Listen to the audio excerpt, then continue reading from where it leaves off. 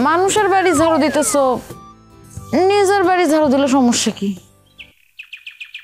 ভাবি, যারে বিয়ে করছি তার তো ঘর বাড়ি নাই, কি করব?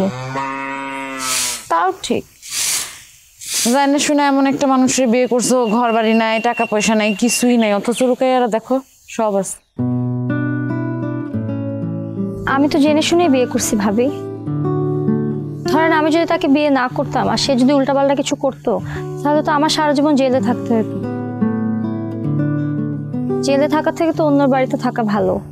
সেইটা তুমি ঠিকই বলছো, কিন্তু একটা কথা কি জানো, ভালোবাসা সবসময় থাকে না। ঘরের মধ্যে চাল ডাল নুন যদি না থাকে, তখন দেখবা ভালোবাসা দরজা দিয়ে পালাই গেছে।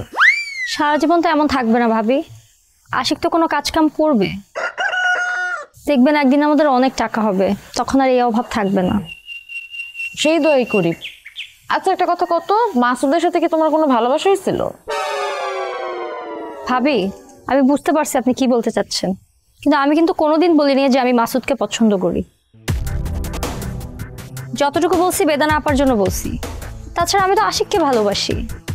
সেইটা তো আমি প্রথমেই বুঝছিলাম, কিন্তু ঘটনা তো অন্যখানে। মাসুদ তো তোমারে পছন্দ করে। এখন তুমি যদি মাসুদের সাথে ঘুর ঘুর করো, সামনে পড়ো, সাথে কথা কও, তাহলে তো মাসুদ তোমারে ভুলতে পারবো না, রুকাইয়ার সাথে সংসারটাও ঠিক মতো করতে পারবো না, ওগো সংসার একটা অশান্তি লাগবো। এই বাড়িতে আসার আগে সেটা তো তোমার বোঝা উচিত ছিল। দেখেন, আমি চাই না রুকাইয়ার সংসারে কোনো অশান্তি হোক। তাছাড়া আমি যদি বাড়িঘর চাইতাম তাহলে তো আমি মাসুদকেই বিয়ে করতাম। আর এই বাড়িতে আমি আসতে চাইনি, আশিক আমাকে নিয়ে আসছিল। তাহলে এখন আর কি করবা? তোমারা দেখলে তো মাসুদের পুরাতন প্রেম নাড়াচাড়া দেয়। দেখেন ভাবি, অন্যের বাড়িতে থাকি, কথা বললেও সমস্যা, না বললেও সমস্যা, আমি কি করব?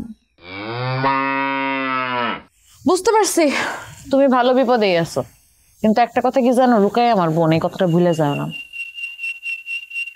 রুকাইয়ার সংসারে যদি আগুন লাগে, তোমার সংসার আমি জ্বালায় পুড়ায় ফেলবো। কথাটা যেন মনে থাকে।